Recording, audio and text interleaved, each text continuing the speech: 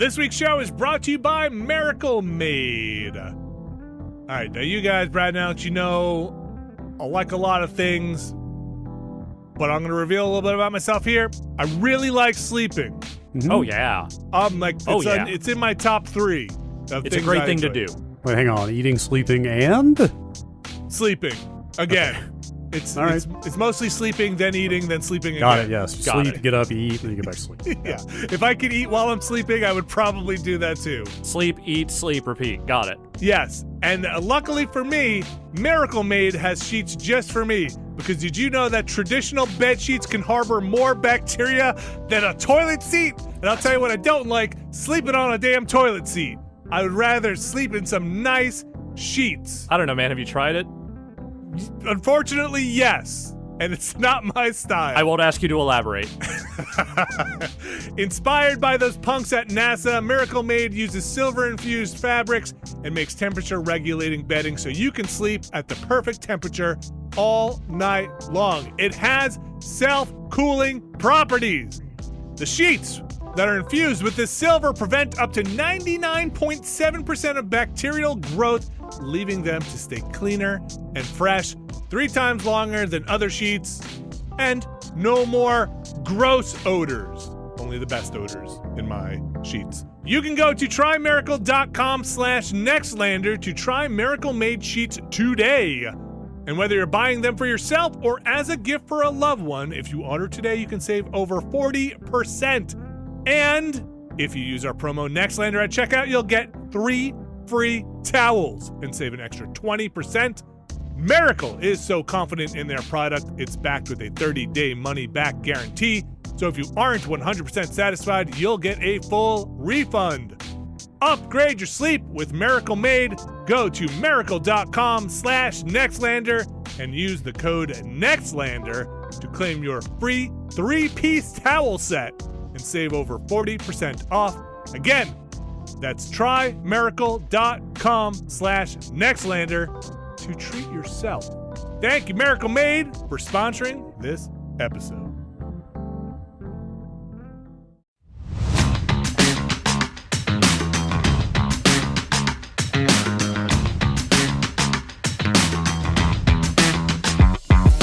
Hello, everyone, and welcome back to another Nextlander podcast. We are post Starfield launch. Brad Shoemaker, how are you? Spatial? Drifting in space. Ladies and gentlemen, we are drifting in space. Okay, Alex Floating Navarro. The drifting shoemaker. Floating in space, sorry. Oh, good. Make sure you got it right. Mm-hmm. Alex Navarro. Yes. Yeah, no, the world has changed now that Starfield is out and everyone can say... It's a video game. That sure is one of those video games. That's right. We are in it's out, actually. It is. As a world. Yeah. Just last night was the full-on Game Pass. Everybody, nobody has to pay $35 to play it anymore. Was that last? Oh, it was like midnight last night? Something like that. Okay. Yeah. Maybe late yesterday. So as of the time of this recording, it is the 6th of September. Game Pass day for those getting into Starfield on the Game Pass. Yeah, I think before we get into the games, we're going to talk about Starfield. I played a little bit of a game called Shadow Gambit, played some Trine. We'll catch up with some other stuff. But before we get into that, the bantering. Anything you guys have the banter about? Wow, you really came prepared today, Vinny. You seem like you're just like, hey, you guys want to just talk about something? Because I'm going to sit back here. I'm going to hang out. You guys like olives? Have you heard about olives? They're pretty good. You guys like pits in the olives? You don't like pits? The black olives are good. Is it acceptable to have green olives and Kalamata olives in the fridge at the same time? Is that too many olives? Okay. Yes, who would stop you? I can't imagine that it's possible to have too many olives personally. I love an olive. I love olive juice. I just got back from, I was on a trip. I was away. Got back from a little vacation with the kids. It was fun. You have that air about you right now. The person who just kind of wafted in from a few days away and also maybe is not fully ready to commit all the way to getting back into work mindset because you're also taking a week off next week. Well, I hit the ground running because there's like 10 things I need to do before we go. So it keeps happening. There's There's company taxes, Planorama has never been a better podcast. There's an extra Ramble cast. There's getting the extra Never Been a Better podcast done. And there's 3 days to do all of that stuff. So my kids are going back to school on Thursday, and today's their last day. And so I'm trying to squeeze in that. And I threw Baldur's Gate 3 on the PS5 at that them and said, see how far you can get. Yeah. Go dig into this for a bit. I'll be up in about 10 hours. So let me be clear. It's not that I'm not saying you're here to do the work or anything. I'm saying that your mind seems like it is in that kind of like, I'm ready to still be on a break kind of mentality. I definitely have one foot thinking, or let's say one eye eyeballing what I'm going to do next week as I try to get things done this week. Understandable. Like, I'm in that mindset of like, if I just put my nose down, get this stuff done, it won't go into next week. And my goal is to try and not have... I think one thing is going to bleed into next week, but I would like to have as much done before. So I have started taking I tell this to my kids, and I do it for myself now. I do... You got to do the must-dos before you can do the wanna-dos. And so now when I wake up in the morning, because I have a little trouble focusing sometimes with like a lot of stuff, I go, okay, what needs to be done? What do I want to do, but what needs to be done? What needs to be done is I need to tell our accountant these things that need to be done. Right. Do I want to do that? Yeah. Of course not. Would I rather be playing like Trine? Yeah, but this needs to get done at this time. What needs to get done? Like podcast prep needs to get done before the podcast, before we record. Other things can slip and slide into other time slots, but what needs to get done? And that's really actually worked for me, because I find myself starting a thing and then being like, this other thing is way more fun. And at some point it will be a needs to be done. But right now it's a wants to get done. Well, there's also there's that second tier there of needs to be done now or needs to be done sometime. That's what I mean. These want to be dones will become needs to be done. And then at some point, well, I mean, there are things that are not fun, let's say, that need to be done, but like can slide. And that's the problem. And unfortunately, they tend to slide forever. That's my dark impulse control problem, is that if it's a needs to be done and it is right in front of my face and has to be done this instant, it will get done. If it is a needs to be done, but I can even think about the possibility of putting it, let's just say, a little further down the road, I almost always end up doing that in favor of something I would like to be doing. Like, is my janky-ass audio setup that really needs to be completely torn apart and redone working? Yes. Can the audience tell the difference if I did it right or not? No. So I guess that's probably never going to be a priority. Yeah, what's the big deal? See, to me, that's not a needs to be done. That's more of a... I'd say that has to be done. I need it to be done. There's a needs to be done, otherwise something can't happen. There's a has to be done, and then there's a want to do. So I feel like that has to be done. My speakers also have my subwoofer preamp has completely bit the dust. I have one speaker working now, and it just blows out everything. I could just buy a $20 amp and plug my speakers into it for now, like one of those USB amps, those DACs. But look. Do I want to take apart that entire clip speaker and like start resoldering stuff? I totally do.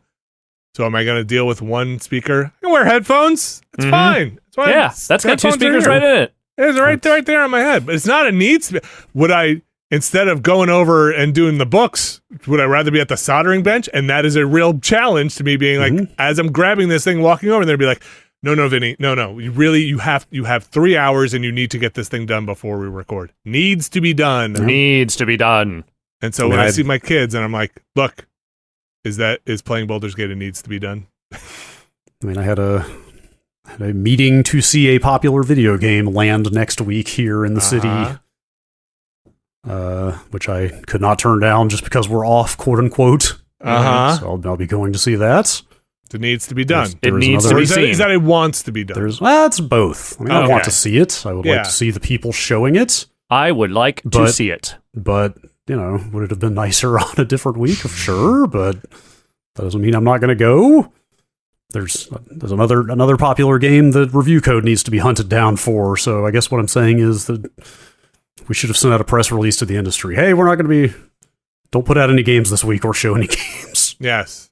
Please accommodate the three of us at every turn. Tell the event to have a sneak preview this week, just for you. You are single-handedly keeping San Francisco game appointments alive. I guess. Someone has to do it. I'm the only one here. last one standing. They all left. You got to take them. Video games left.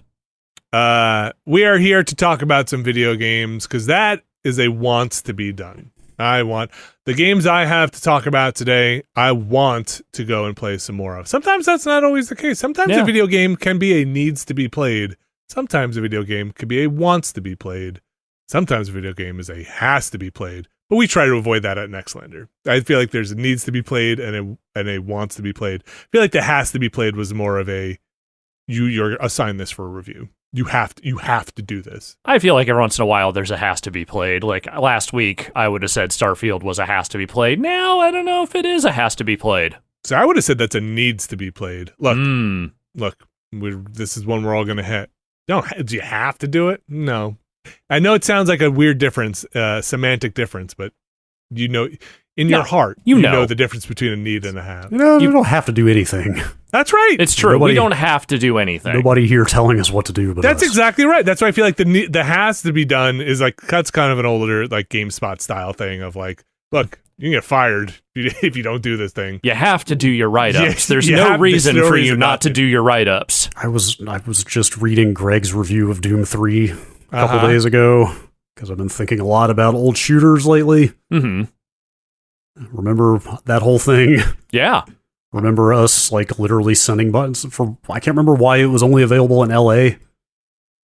Remember that? Yes, like, it was a review event. I remember. We literally. Was it an event or was it like a store that broke street date or I can't remember what. Anyway, we put somebody on a plane to LA to go get a copy of that game. We did, and like they just got it and turned right around and got back on a plane and flew back. And then that happened with a Call of Duty or two. And then Greg took it home and played it straight through start to finish overnight, I believe, and came in and reviewed it. That had to be played. That was it has have to be played. Done. Knowing Greg, that might have been a wanted to be played. Where he was at in his life, I don't know. He feel like he had a real burning fire inside of him to get those up. My kid just asked if he should play Doom. Doom, like original Doom? No, I said the Doom remake is the one that you would play. 2016? 2016, yeah. Yes. He's got real curiosity for first-person games now, first-person shooters, and like he was asking about Doom. He said, "Who's the main character in Doom?" He's at that impressionable age. Yeah, Doom guy. Been playing a lot of Halo, and he said, "Is it a game for kids?" And I was like, you know what? Kind of. Like I would say. Are you saying it's a kiddie game? 2016 is not like it's silly. It's not like I think like an 11-year-old could jump into that game with no problem. It's like goofy. How much does he know about hell is going to be the real question there. I mean, how Catholic did you raise him? No, not very. Okay, well, he'll at least have a couple of touchstones. Yeah, let's talk about this. Let's talk about Samuel Hayden. There is a sizable new documentary out that I want to see called First Person Shooter, which is like over 4 hours long. Oh my gosh. Which is about, you guessed it. First person shooters. Mm-hmm. We had a long car ride home. I would say 45 minutes or conversation on the car ride about genres because somebody had nonsense. eventually we started with that, but he was talking to a family member and they were saying he was talking about Halo Wars because he's been playing a lot of Halo, and they said, that's more of a tactical game, that's more of like an RTS, and he said, well, Halo's pretty tactical, and so I had to you had to explain to him why he was wrong. I had to be like, look, there are genres are meaningless, but unless they have meaning, like look, Halo is not an RTS game. Original Halo is not. Halo Wars RTS game. Now, are genres meaningless and have a lot of blending in them? Yes, but you still can't call Halo an RTS. No, you're liable to get your ass kicked talking like that. Right. So he wasn't sure. He was like, well, what does that mean? I was like, well, this is what this means. What does this mean here? What is a turn-based one? This is what this means. Now, could you call Halo or some shooters, do they have role-playing elements in them? Is like, what's Mass Effect? Is Mass Effect a role-playing game with action shooting elements in it? Like, then I think we start to get pretty muddied up. And I'm not sure that even EA knows what Mass Effect is at this point.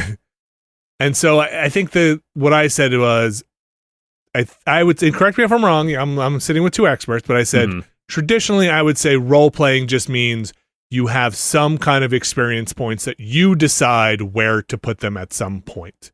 Like you have a unique character build or something based on experience points you got for doing something that's unique to your character. It's not the same as everyone else. I do think it also has to be fairly quest driven.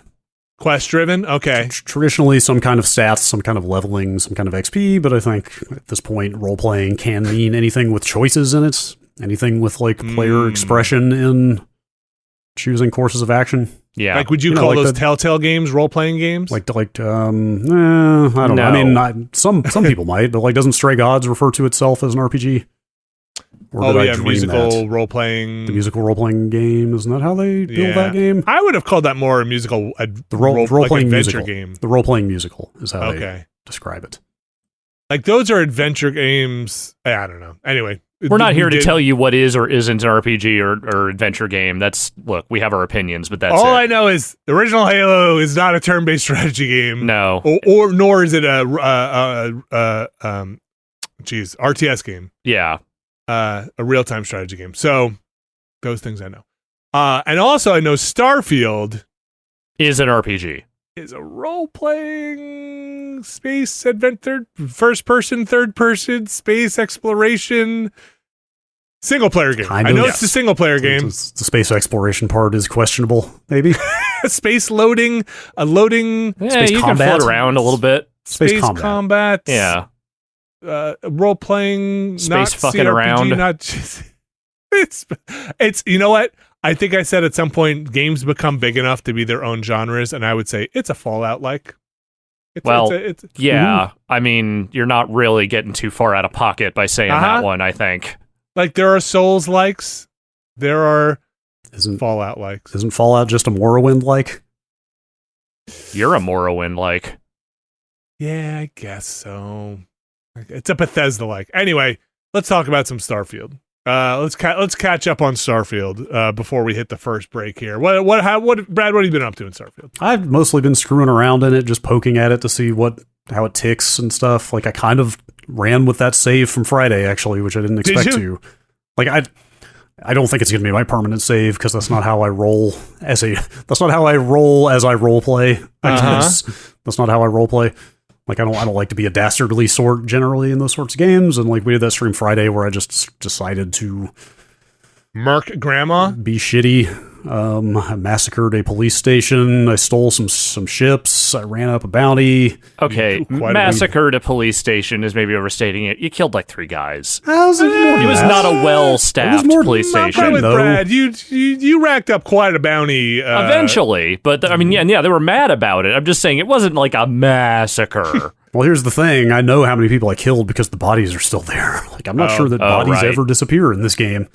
Like, also, there was no one left in that police station. Remember Sergeant Yumi had plot critical armor and was just crawling around. So, like, going back to that police station has made me question, is this game not as reactive and open-ended as their previous games, or were they never that way? Because when I went back there, all those police corpses are still lying exactly where they went down. Yeah. But Sergeant Yumi is back on his feet behind the desk, and when I go up and talk to him, he's like, so, thought any more about that position I offered? What? Even with your bounty still active? I had to pay the bounty to get back onto the planet. Like, you have to reset the world? They were going to open fire when I entered orbit unless I paid the sizable bounty right there on the spot. Okay. But, like, it's just another one of those. It was kind of like the thing I talked about last week with Sarah sort of flipping out on me for clearing a ship that she was helping me clear. Mm-hmm. Yeah. You know, it's like, dude, you're surrounded by the corpses of your dead friends who I murdered. Yeah. And you're just standing here cheerfully offering me a job. And like, I just, was there ever a point when like important NPCs could all be killed in that game, like Dark Souls style? Like, I thought there was, but I know that ship sailed because like Fallout 4 was not like that either. I know that this is not new for them, but I swear going back in time, you were more free to break the story by making choices, and by making choices, I mean killing important people. Right. Well, I mean, at the very least, let's say mission givers, right? And just cut off a chain of mission. Because I don't know if Sergeant Yumi winds up being the most plot critical person. I don't think so at all. Like right. he's activity tier. Like for me, I haven't followed up on that stuff, but activity is literally the lowest level of mission you can have in that game, and that was where he was. So like not being able to just close out that tier, should they give you a couple of opportunities? Yes, but should you also be able to just end that line of quests? I would think so, unless maybe further on the line, the Free Space Collective? Free Star makes you go out and assassinate that dude, and that's an important milestone in it. But yeah, they're like down but not out, and then pops. The other thing that really kind of bugged me during the stream was you downed him, he'd go down on his knees, but then would get up within like, I don't know, 5 or 10 minutes and start shooting at you again. And that bugged me. They should at least have it be like when you enter the zone or come back in, he can get back up. But having him get back up and just open fire makes it, I don't know, makes it seem silly. Yeah, I don't know if it's nitpicky, but for me, it's the part where he's perpetually surrounded by corpses. You know, it's like, I know. Yes. Maybe you should flag this building as corpses despawn, because you would think they would carry the dead cops out at some point. Look, it would probably be a lot of work, and this game seems like it was a lot of work. But would you feel much better if you were if you came in and he's dragging the bodies into a room? As with many other things, Hitman showed the way. Yeah. Mm-hmm. Just to make him drag the body bags out. Let's get some realism in here. Like, surely there are at least some paramedics on this planet. You know, like someone can do some of this work. Yeah, like if he's dragging the bodies and you go to talk to him, he's like, hey, I'm not sure what happened there. There's a blank spot in my memory. Or like just acknowledge, like, I'm really torn up about this. Anyway, giving more thought about, whatever, as we're dragging the bodies. But yeah, the corpses, even the corpses on your ship where nobody reacts to them. Yes, those are still there too. That ship that I got on that stream, remember? I had to kill all those mercs in the cockpit to take the ship. Yeah. It's still there. Still just laying there in the cockpit. I mean, I can drag them elsewhere in the ship, but... You just have to have a corpse pile. Yes. Another time I tried to board a ship and take it. Mm-hmm. They took off while I was on it. Wait, which I didn't know they could travel with them? Yeah, like I was separated from my own ship. I was in space. Like I got on the ship. It was weird. It kind of like, it seemed like it was bugging out a little bit because I could like see sort of like shaking and like there were weird graphical effects going on that I think are probably what surround the ship when it flies, except I was on it. Mm-hmm. So I could kind of see that bleeding through the ship walls a little bit. And then it cut to black like it was loading for a second, and then I was just right back in the same spot. So then I went through the ship, and when I got up to the cockpit where you can see out of the ship, sure enough, I was in space. Like, they had taken off with me on the ship, and my ship was still on the planet, so... Oh my gosh. It was like, the game pops up when you fight on somebody else's ship. It's like, take over the ship or leave. It's like, I don't think I have a choice here. My ship is below several thousand miles. I think I have to take over the ship to get anywhere. It was kind of... It was sort of cool, but it also exposes the limitations of that game, because there is no real space flight, Mm-hmm. Like the idea of a ship taking off while you're on it and fleeing is kind of amazing from like an emergent standpoint. Yeah. But because it's also segmented and it's just loading screens and there's no real space flight and stuff, like it feels like there's only so much you can actually do with that. Do you think the game would be better if you had working exteriors for the ship player? Like if you could airlock out of a ship? That's one of the things I've seen. I saw a list going around of like somebody spitballing some like, yeah, it's cool, but what if it had all this stuff? And like, yeah, I think the game is cool. I'm enjoying it for what it is, but like reading that list was just like every single one of them was like dagger to the heart. Like, God, that would be so awesome. And like EVAs, like spacewalks, going outside to salvage or repair your ship or whatever the hell, like was one of those. Or like I was thinking more like just jettison the body. If you had working airlocks and you could just also like the I feel like the part where you're battling somebody and force them back into an airlock and then could hit the button would be. I mean, that's what everybody wants to do in space. That is literally the thing you want to do in a space game, dude. I mean, they've got gravity already and physics of various types. Like did you see the potato video going around? No, I have seen the potato. Somebody filled a room on their ship with thousands of potatoes, and when they open the door, they very realistically come spilling out. Wasn't that in an official Bethesda video? Then somebody sandwiches. Oh, sandwiches. But this was literally like the room is overflowing. It's like waist high with potatoes. The new cheese wheel. And like, yeah, it's pretty awesome. But yes, like they're already modeling gravity and physics. Like what if they modeled like air current and vacuum type stuff, you know? Mm-hmm. Like you really could space somebody. Like that would be incredible. That'd be cool. Like, and like, what if you could get boarded and you could ditch the invaders by spacing them? I'm thinking technically, like we've talked about, probably some of the big problems there is the world doesn't exist outside of your spaceship when you're inside your spaceship, right? Right. Like you're in a different zone, you're in a different habitat. Like you can tell the spaceship to fly and then get up from your cockpit, but I don't know what's being modeled outside of that spaceship. Yeah. I'm going to say not really a lot there. Yeah, I guess, in some fairness to Bethesda, this game cannot be all things to all people. There's no way that they could make it do everything everybody wanted in the ultimate space game, but like, it's only because it has the scope that it has that they invite these questions and this kind of scrutiny in the first place. Right. It's only when you realize you can't do something that you're like, oh, everything else feels like it should be a natural thing to do. And then you can't do it. The only other stuff I'll say is, I don't know if you guys have been stealing a lot of ships.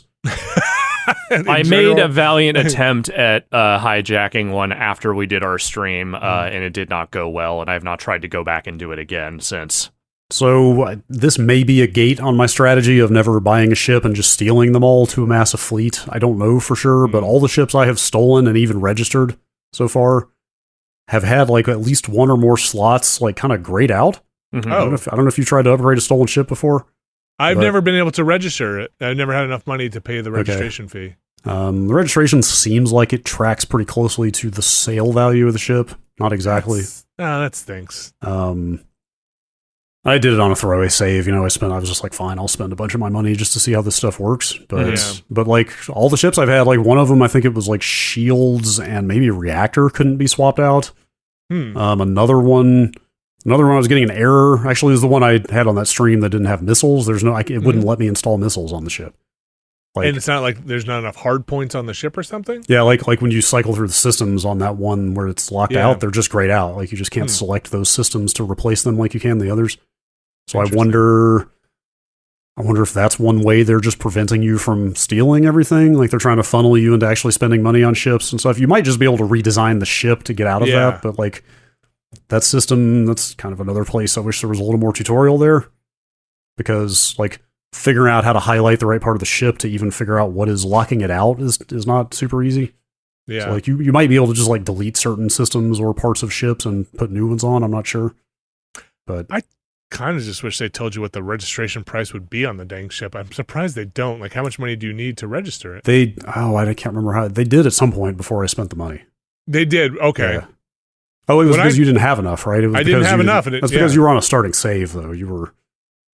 But like, I wish I knew how much I would have to accrue. Like, how much money do I need to get? It was like 12,000 to register that mercenary ship that I got on that stream. Okay, so it's the sale price, not the purchase price. Yeah, no. It was not like the full value of that ship was like 100,000. Yeah. Okay. And again, I don't think it was tied to the sale value. I think it just happened to be like pretty close to it. I still think that game's fun. It's cool. Find myself like, I'm not dying to get back into it most times, but I've been away for a while, so maybe I just need to spin my wheels back up again. Yeah, well, the last thing is this debate raging online about how to play it in terms of finishing the story and New Game Plus and all that stuff. I don't know if you've seen that stuff. I have not. Like, they lock so much behind A, story progress, but B, there's even content that you have to go into New Game Plus for. And it's official New Game Plus? It's not just post-game save? Well, I think it's both. Oh, okay. I don't know all the mechanics because I haven't gotten there because I've just been screwing around. But, there's stuff you get. There are... Okay. I like people compared it to like the shouts in Skyrim, for example. It's like, if you late game stuff. Play up to this point in the story, then it's kind of like you're playing Skyrim without shouts, which sucks. But there's stuff, I don't know. I don't want to get too much into it because I don't know all the details because I haven't gotten there or exposed myself to the information. But there's like stuff that unlocks in a New Game Plus playthrough that you don't have access to. The upshot of this is like coming out of reviews, some people who've reviewed it or streamed it were saying like, just rush the story, just play straight through to New Game Plus and then treat that like the real game and then you'll have all the stuff. And then you can go do all the side stuff you want. But then like other people are like, no, that sucks. Don't do that. You know, it's like I'm gonna do it how I feel. Yeah, I think that's the way to go. It's just that it's not. I don't think it's something they've done before where they've gated this much stuff behind like serious late game progression. Okay. So you know, it raises questions when you see stuff like that going around and people urging you to do a certain thing of like, am I missing out by not doing this? Like, what is this? You know, it's one of those games that I so far haven't. I'm not playing this thinking I'm going to play it again. So I'm not sure. It's not hooking me that much. Where some other games like Baldur's Gate 3 is like, man, I'll keep playing this with different character classes and go through all this stuff. So far, I don't know. But maybe that late game stuff would change my mind. I really don't know. It's more the mechanics, the stuff we just all talked about that take me out of that narrative environment. But I'm curious what their roadmap is for this stuff. Like, I would be completely shocked if beyond bug fixes, they're not going to go back in and add some stuff over the next 5 years to this game. I know they did another announcement, right, about going back to Elder Scrolls, right? In hey, in like 2030, like that's, you know, don't expect anything too soon, but we've got a game on a whiteboard somewhere. Oh, did they say that again? I feel like something came out somewhere where it's like, you know, sure, okay, like we just got through Starfield launch. Yeah. I mean, they always put a lot of DLC out, but it's always like story content. Or in the case of Fallout 4, they put out some like building oriented content there's as that base well. building stuff. Yeah, but I'm not expecting any kind of like long roadmap, like re-architecting how space works or anything like that. I could see them doing things like get your own space station because they have those already. Yes. Stuff that works within the existing framework. I could definitely see, but like, are they going to let you manually fly down onto a planet like people want? Like, I'm almost certainly not. Are they going to revisit? Is there a game or something on a whiteboard that is Fallout 76 but Starfield that is multiplayer? Because that could be an interesting thing for them to try. Possible, actually. I don't know. Yeah, like showing off your ship to other people seems like it could be a cool thing. That does sound like something that could happen, actually. But that's a lot of add like 1,000 more plates to spin, right? At the same time with multiple people zoning in and zoning out. I still enjoy it. I think I'd say it's about what I expected at this point. I think I wish there were a little bit more flow between that's my major complaint out of all the things we talked about. The flow between the different parts of the game don't feel as connected as they could be, but it's when I look at it, I'm like, yeah, that makes sense mechanically. This seems like a nightmare to have you transition to all these spaces. Maybe if they didn't have to make it for the S. Maybe absolutely not. Maybe they could stream all that stuff in. Nope. It's their tech. They're on that same engine. On their Bethesda engine? Yeah, the creation engine. Still pruning the Lewis scripting out of that thing. Slowly but surely. Starfield out officially today on the Game Pass, and I think for anybody who wants it that was not on that early premium edition that got you the early stuff. We're going to take a quick break. We're going to come back and talk about a few more games here. Stick around. This week's show is brought to you by Bespoke Post. Brad Shoemaker, Alex Navarro. Brad, what's the thing you got from Bespoke Post that you really like? A variety of whiskey accoutrement. Ooh. Accessories. I got some old-fashioned in a bottle. That's pretty good. I made an old-fashioned at home. I got this bag that is a duffel bag that unzips into like a flat suit-carrying bag and then zips up into a duffel bag.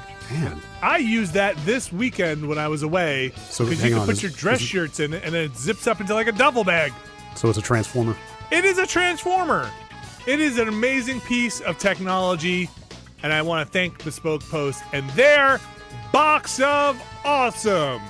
You guys know what the Box of Awesome is? It's the box what my awesome came out of. Yeah. Well, let me explain to the folks how your awesome got in there in the first place. Okay. You take a quiz at boxofawesome.com, and your answers help them pick the right Box of Awesome. They release new boxes every month across a ton of different categories. Each box is valued at around $70, but you're only going to pay a fraction of that price. Plus, with each box of awesome, you're supporting small businesses. 90% of everything that comes in your box of awesome is from a small, up-and-coming brand. It's free to sign up, and you can skip a month or cancel anytime. Get 20% off your first monthly box when you sign up at boxofawesome.com and enter the code Nextlander at checkout. That's boxofawesome.com, code Nextlander for 20% off your first box. Thanks, Bespoke Post. And we are back.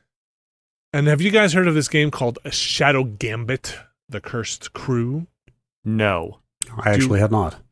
Do you remember a game called Commandos? I've heard of it. Vaguely aware. Were you guys fans of that genre? Was that like the Jagged Alliance style of strategy game? I never played a lot of Jagged Alliance, but if it's you got a crew and each person has a specialty. I haven't played either one of them, so I'm talking out of my ass. But it's more like you got a bunch of people. They each have a Desperados. You guys play that? All right, sure. That kind of game. I like those games. Shadow Gambit, The Cursed Crew is that type of game, but you're pirates. Okay. And you're cursed pirates. So you have all these cool abilities.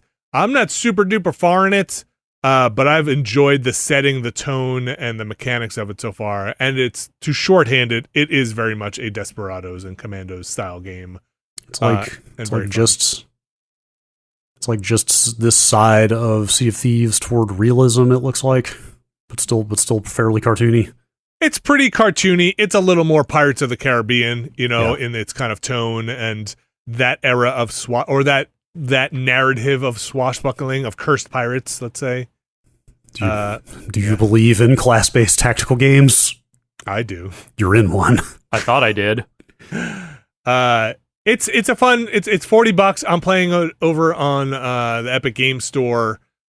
It's neat. I think the voice acting's pretty good. The abilities are pretty fun. What you're doing, the world they set up is pretty interesting. Again, with you being cursed undead pirates versus this kind of cult of religious zealots trying to rid the world of the cursed undead pirates and trying to find gold because you're a pirate. This looks pretty cool. Do you get to pick which characters you take into a mission? Yes.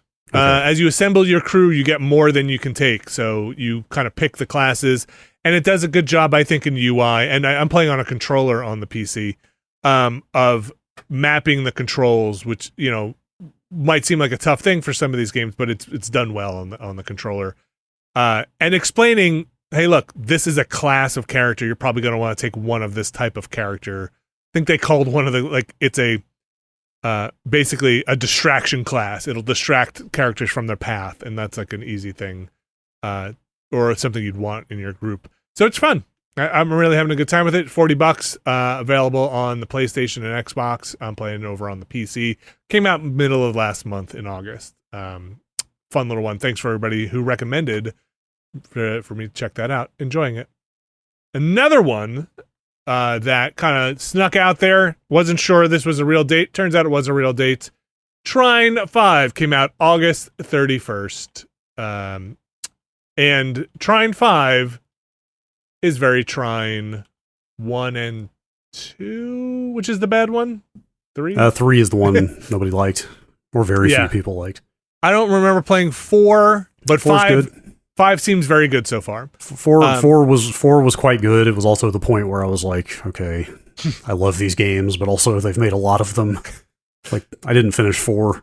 Okay. Like I devoured 1 and 2. 3 was what it was, and then I played like half of 4, and I was like, this is still cool, but it's very much that. And then I saw that they were making a 5th one, and I was like, I don't know if I can do a 4th one of these.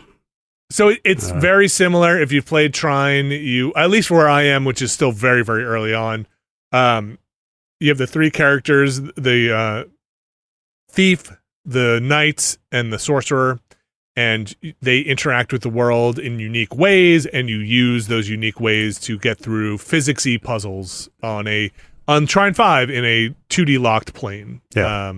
That was the 3 experiment, was trying to make it a third-person 3D-ish kind of game. And I remember that. Rejected that strongly, and they went straight back to side-scrolling.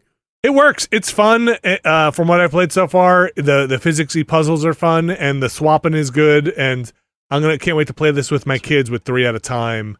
There are 2 modes when I booted it up. One was like, hey, there's unlimited character mode where like as many up to 4 players, and you can have multiple of the same character at a time.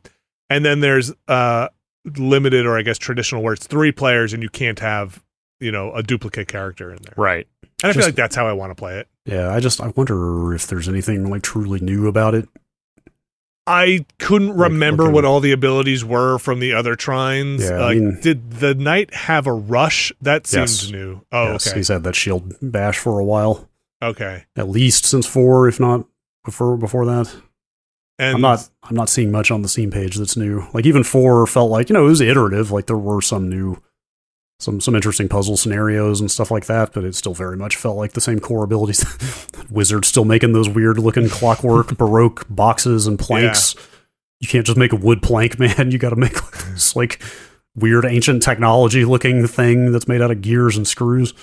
So I like these. I liked 1. I didn't play as much of 2, but it was similar. I didn't play much of 3 or 4. So I think I'm ready to go into 5, and especially with the kids to kind of a crew of 3 to go in. Seems fun. Maybe that's a good way to look at it. Just like, hey, they're still making Trine games. You can just dip in and out whenever you feel the urge. And they've always been fairly, aside from some, I remember in Trine 1, some fairly, head scratcher puzzles. They're fairly forgiving. Like, I don't remember it being anything that the kids would get so frustrated with timing wise, especially if you're playing multiple people at the same time. It's $30. I think it's on everything. I was playing again on the PC with the controller. I should double check and make sure that has online. It has to, right? I guess it doesn't have to. Because all I saw were the local join menus. So I'm not sure. I'm gonna look up right now. Trine 5 have online play. So we should get together and try some Trine 5. I can tell you trying it out. Yeah, we should try it out. Yes, it does have online co-op. Okay, and land co-op. Man, the return of land. Great. Everybody get see that one coming. No, get your multiple PCs up. Direct connect. Yeah, everybody get your IPX network set back up. It's between Baldur's Gate and Trine. Also, Shadow Gambit. I said this about Starfield, Baldur's Gate as well. Quick save from the menu. I like it. Shadow Gambit just says a quick save mapped right to a button. Just controller quick save. I love it. The last thing I'll say about Trine, just looking at the footage, it does still look beautiful. It's great. Those games have always been incredibly good looking. It's cool, and I like their environments and their cartoony look.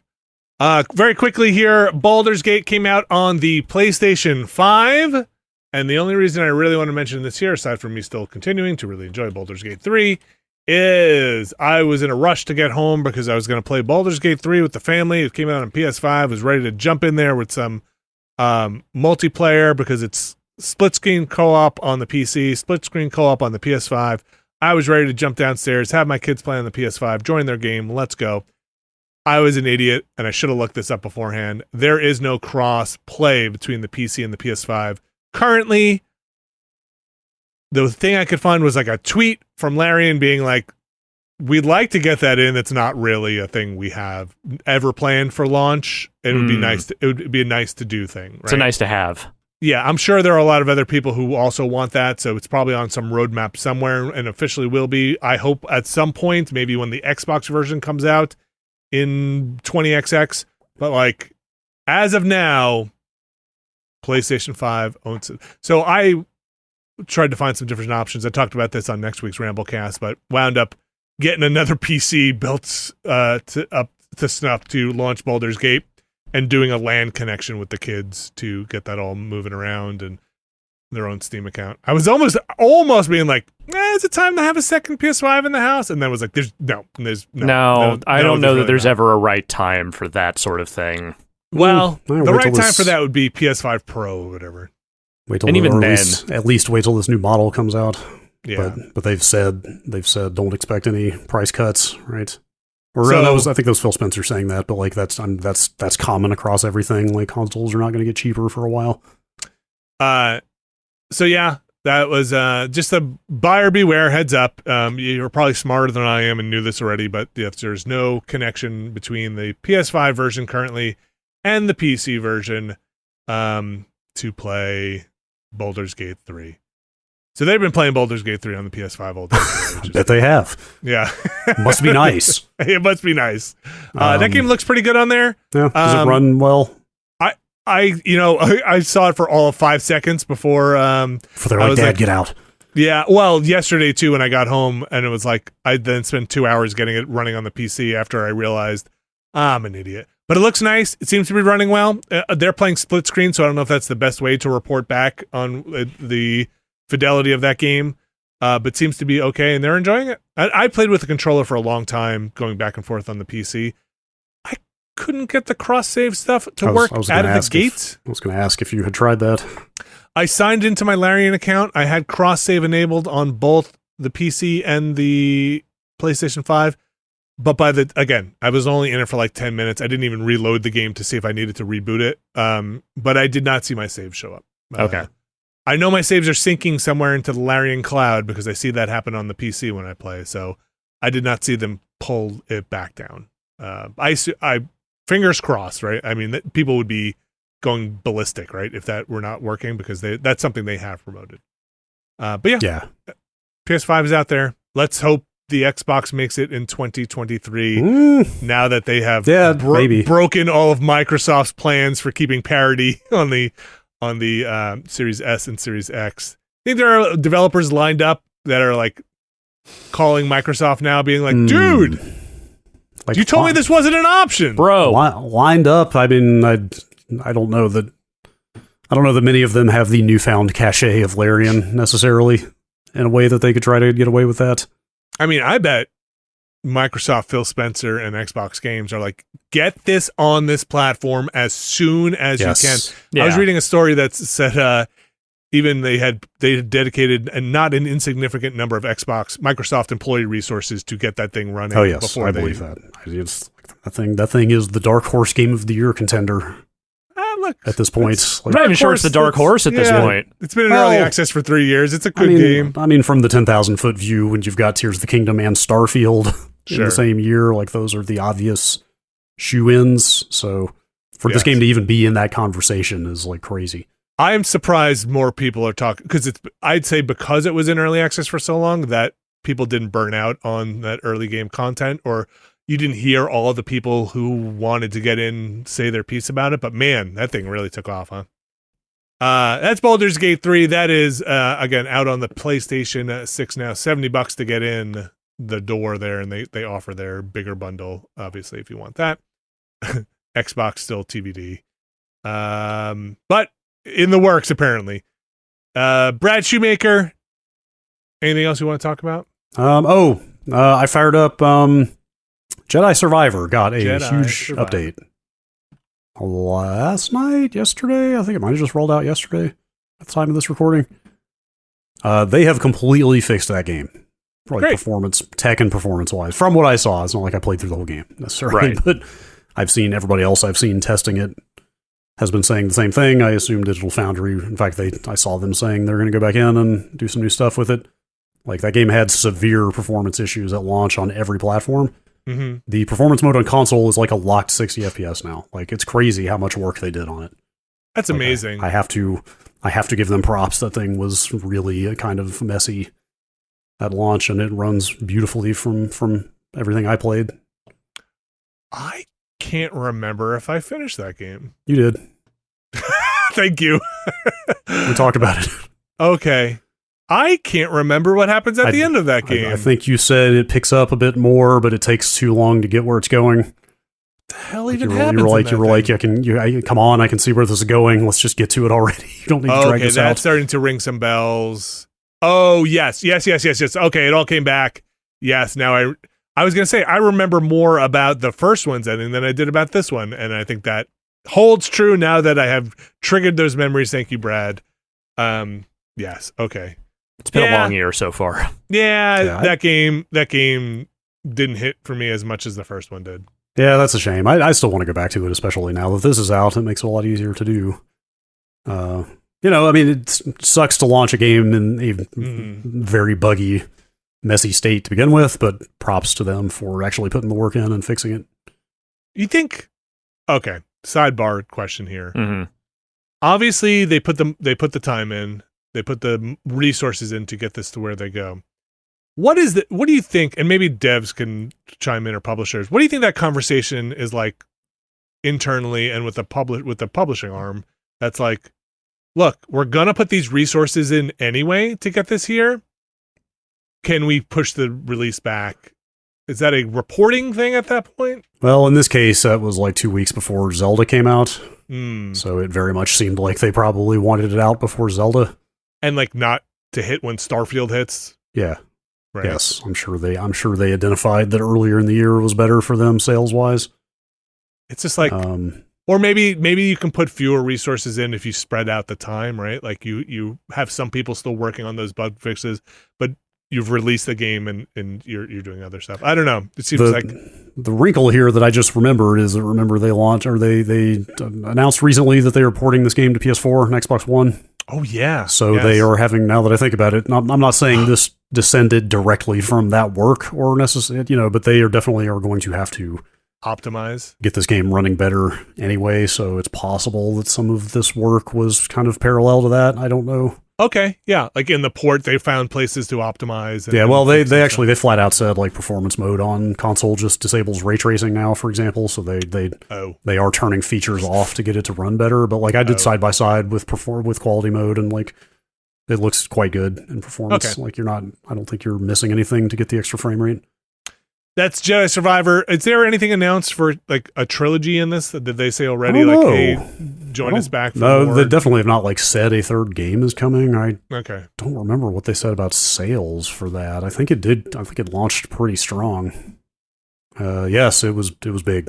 It was like the number one game in April from the looks of things. I wonder if they're going to try and wrap it up with a nice trilogy. I can go back and freaking remember what the hell. I don't know. I mean, we're barreling toward this Dave Filoni movie. So which one is that? That's like you mean on like the Star Wars movie roadmap? Yeah, like what movie? What is that? It's like the let's bring all of the TV shows together in a movie, basically. Like Filoni is kind of Mandalorian and yes. Okay. Filoni is kind of like keeper of the flame currently of like most of the Star Wars stuff, not all of it, but quite a bit of it. Oh, you mean the Star Wars cinematic universe? Yes. The Swooku. A bunch of these shows that are ongoing right now are supposed to dovetail into a big movie that he's going to direct at some point. So like, Ahsoka is his undertaking, right? Like he's the one show running that. I mean, Ahsoka is his like, what's the term for like your favorite character that you created? Like there's your special child. Yes, whatever it is, whatever the like fandom narrative term is for the character that gets all the special attention from the creator. Like that's the reputation of him and that character. Not to go on too much of a side venture here, but I will just say that with a lot of this Star Wars stuff, I have generally seen like either very high acclaim or almost universal dislike of what those TV things are. Ahsoka is the first one that I have seen people who normally don't like the bad Star Wars TV. Some of them really love it, and some people hate it more than they hate anything else, including Boba Fett. And I don't know what to make of that.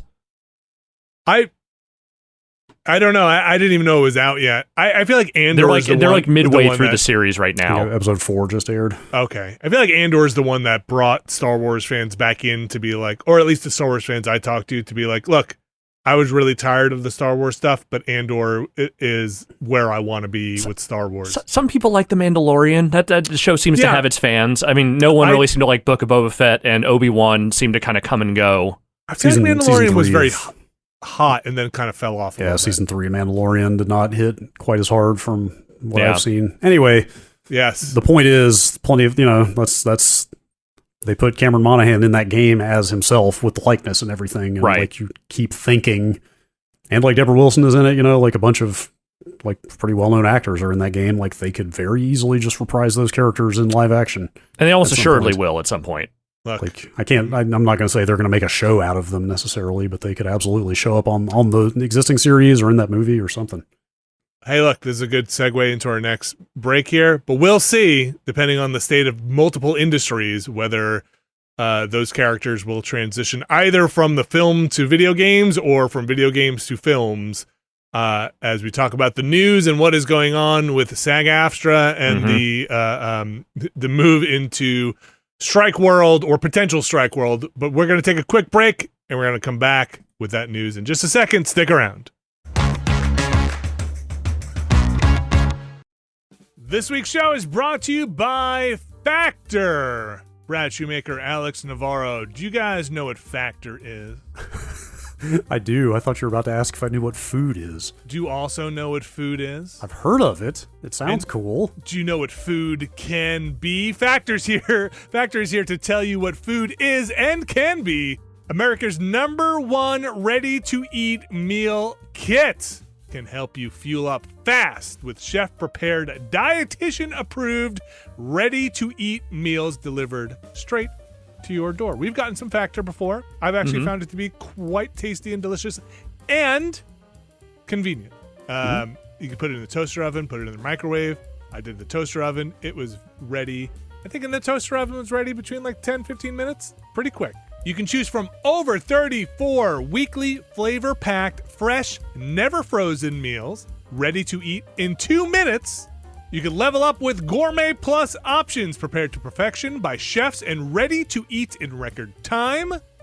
Ooh, you could treat yourself to upscale meals with premium ingredients like broccolini, leeks, truffle butter, and asparagus. Not that regular butter, truffle butter. Round out your meals and replenish your snack supply with an assortment of over 45 add-ons, including breakfast items like apple cinnamon pancakes, bacon and cheddar egg bites, potato, bacon, and egg breakfast skillet. Oh man, Factor, man. what are you doing to me, Factor?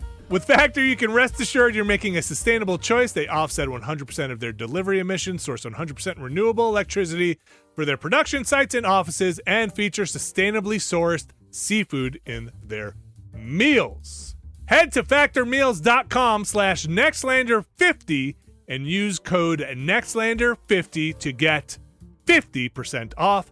That's code Nextlander50 at factormeals.com/Nextlander50 to get 50% off potato, bacon, and egg breakfast skillet. Thanks, Factor. We are back, and we're going to kick off the news here with Volition. Apparently, Brad, what is the state of this storied and historic developer? Non-existent at this point, which we all found out about roughly 5 minutes after all the Starfield reviews went up. Because forget waiting until 5 p.m. on a Friday to dump bad news. What if you put out your bad news right as reviews are hitting for the biggest game of the year? Okay, let me just pause you here. Has there been any commentary about that officially or through channels? Because it is kind of painfully obvious that strategy of while everybody's playing Starfield, we're gonna let this news dribble out here as reviews are going up and streams are happening. If you're being charitable, and I'm not sure that I'm going to be here, but I will just say if the only other interpretation I can think of is that they chose this particular day specifically because it was the last day of the month and maybe they did not want to have to pay out extra payroll or health insurance for another month. It certainly could have been somewhat coincidental in timing, but even then to wait until the exact moment, because when we got review codes in, part of the embargo was hey, you can tell people when the embargo is.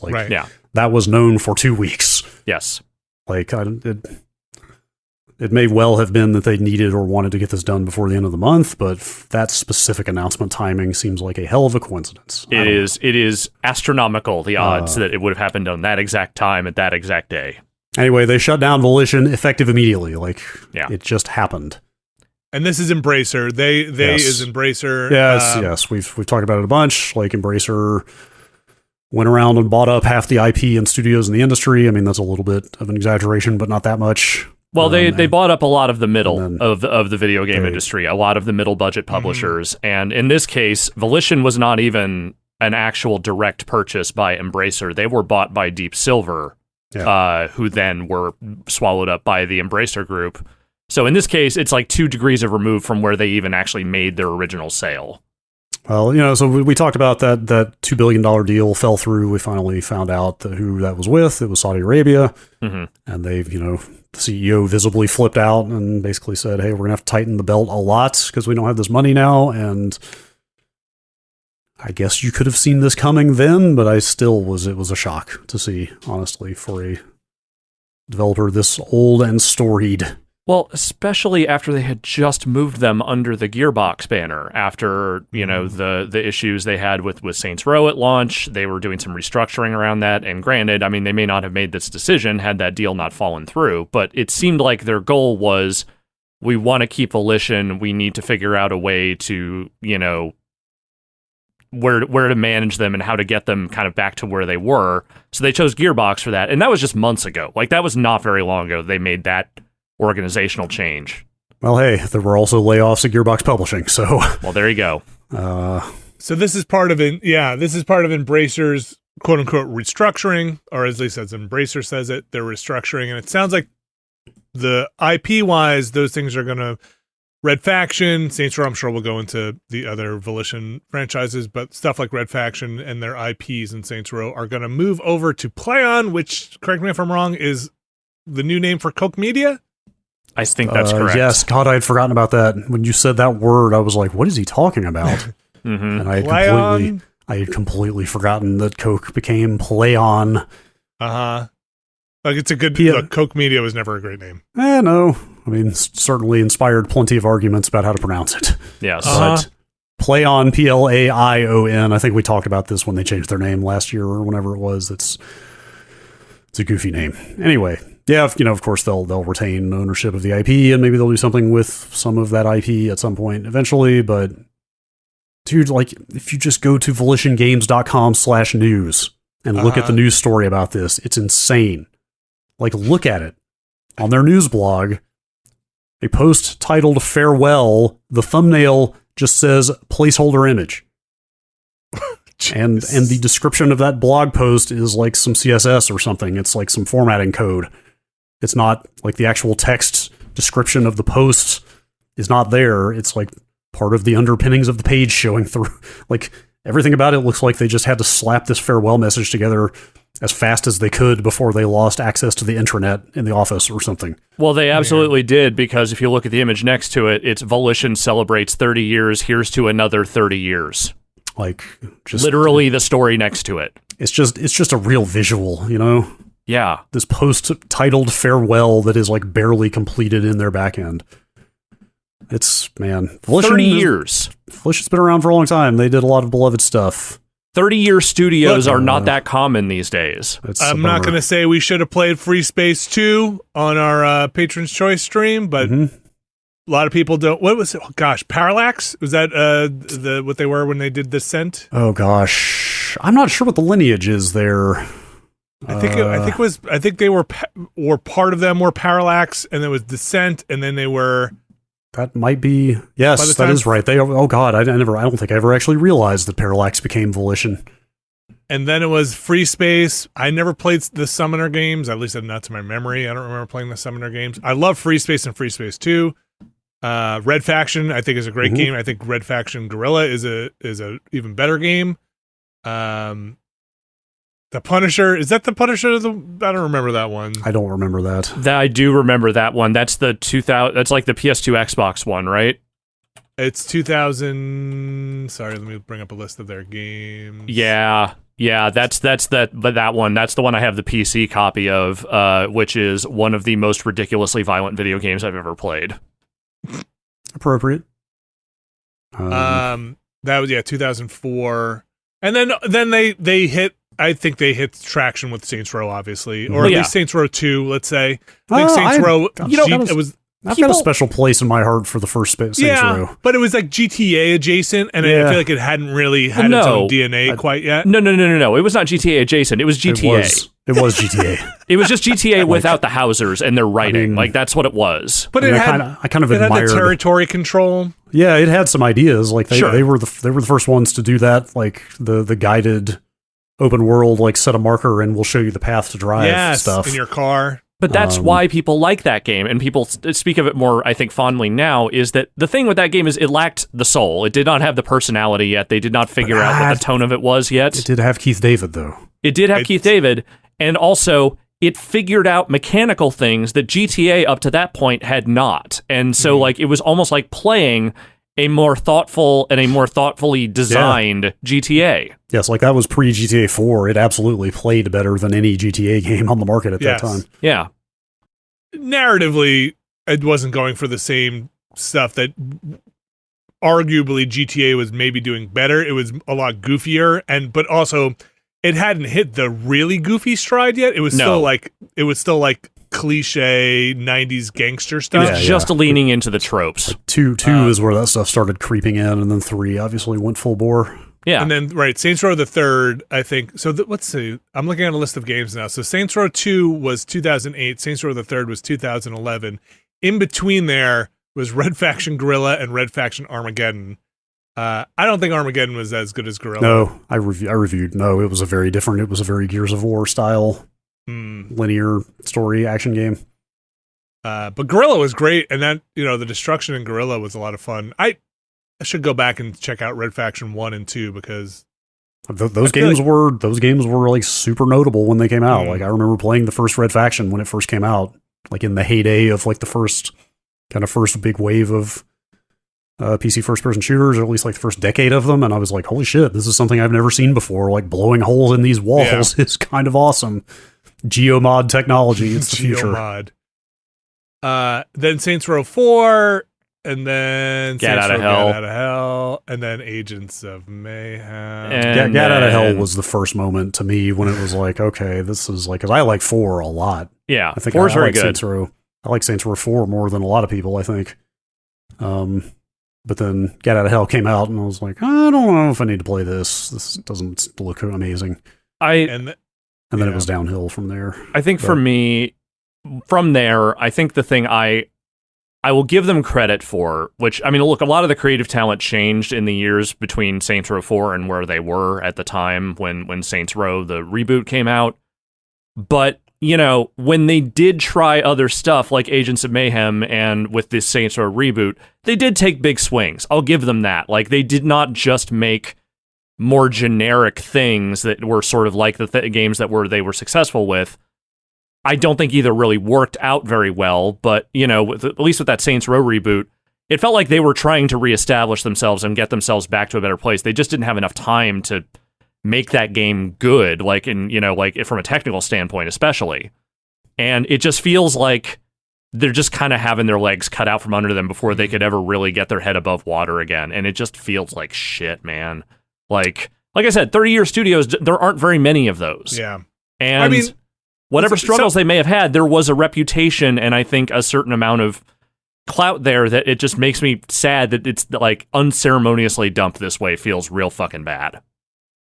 So they were bounced around a little bit, right? And we've talked about the problems of consolidation where like when you're attached to the big ship will jettison shit without a lot of thought. With some thought, but like you no longer become the storied studio, right? You're just your head count and stuff like that.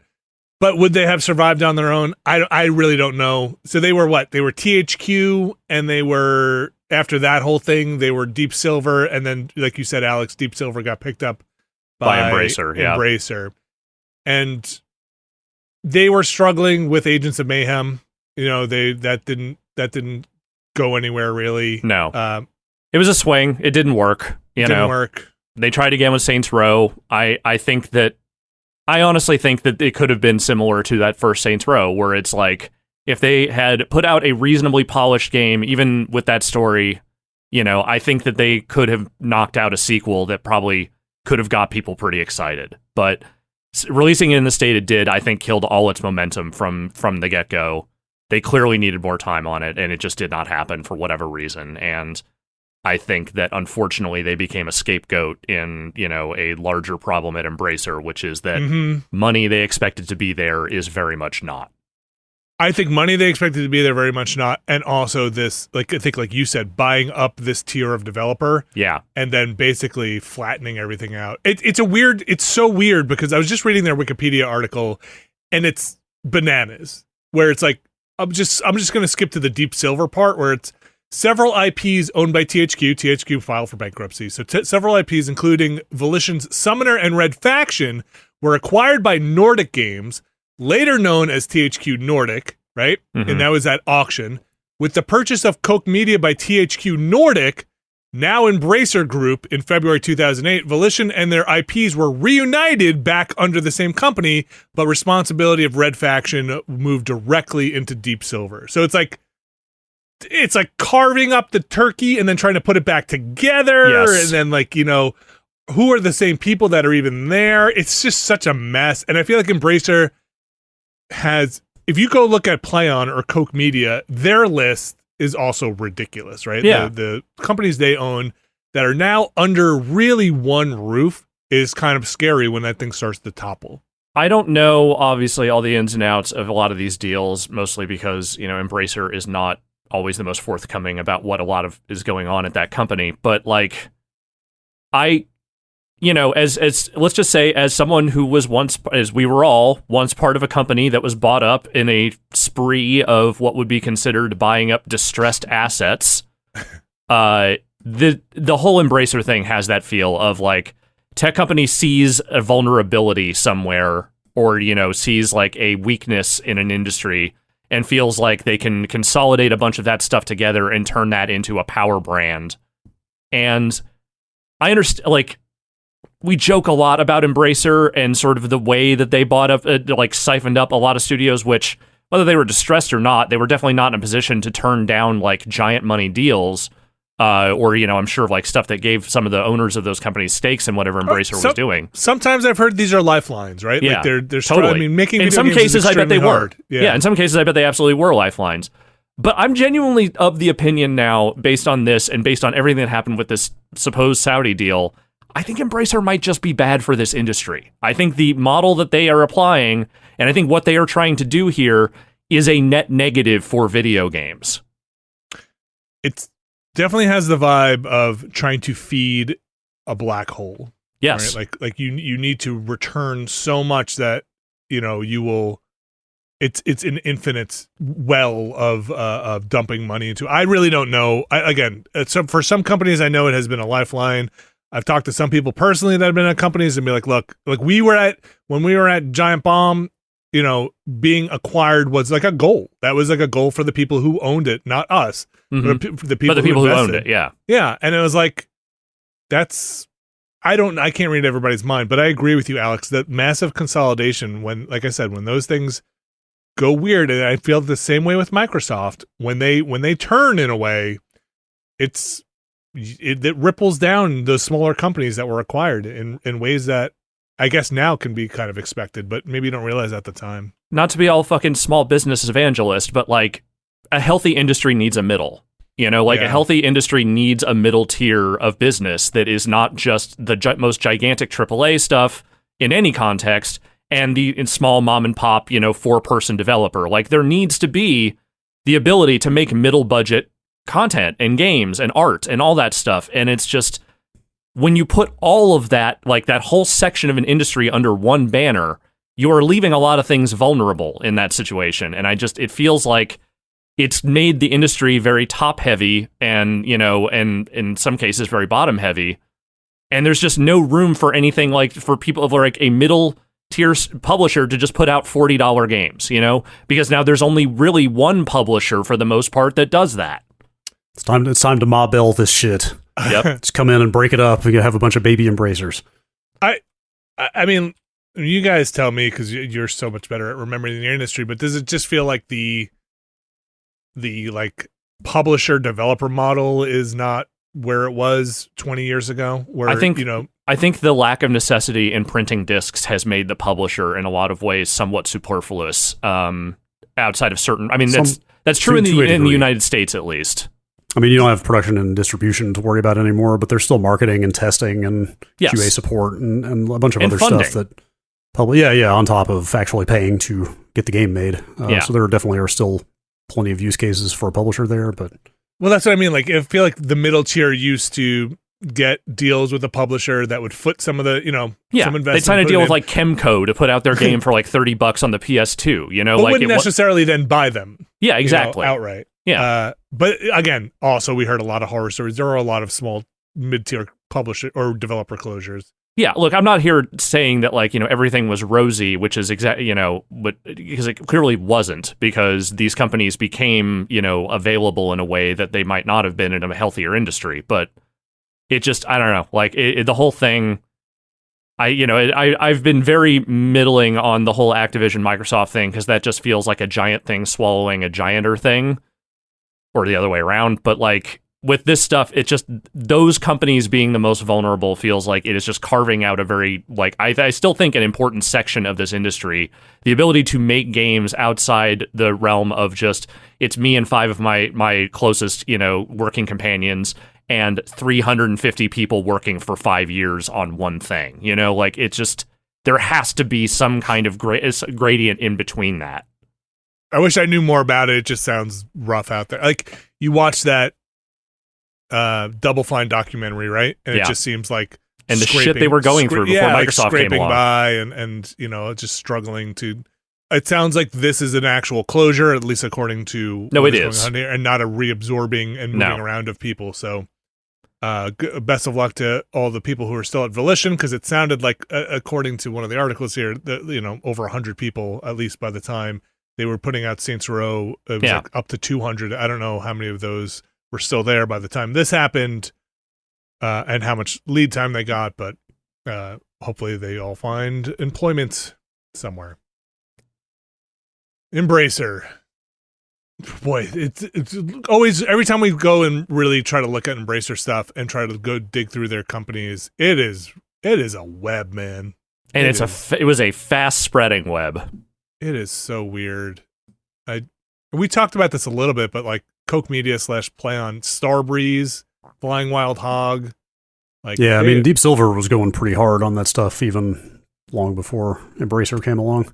Prime Matter, which I don't even think I realized was part of PlayOn, and then by part of Embracer, because I feel like half the things I've seen in that middle tier are Prime Matter published games. Weird. All right. Alex Navarro, we have we are in the middle of a SAG-AFTRA strike. We have the Writers Guild strike going on. We have the SAG striking in the Hollywood, in the film industry, and wherever those contracts kind of permeate. Why is this next one in the news? Because in the foreseeable future, we may also be in a situation where SAG-AFTRA is striking against a group of video game publishers. So this is mostly relates to voice acting, performance capture, and trying to get near parity, get on line with some of the other stuff they're fighting for. Yeah, so there is an existing bargaining agreement with a number of publishers that are part of a sort of a labor negotiating group for places like Activision, Electronic Arts, WB, Take-Two.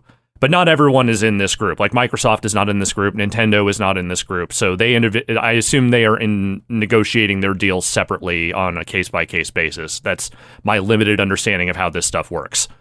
So, they have been in the process of collective bargaining with this group of publishers, and similar to the issues that they ran into with the film studios, most notably around compensation increases and the limiting of AI use in the kind of work that these labor unions do, they are running into the same situation where those publishers are kind of balking at those specific things that they need for their deal. So what has happened here is that we are not on strike as of yet, but they have essentially given authorization for a strike vote should that need arise. They are still in the process of negotiations. They will be bargaining again as of September 26th.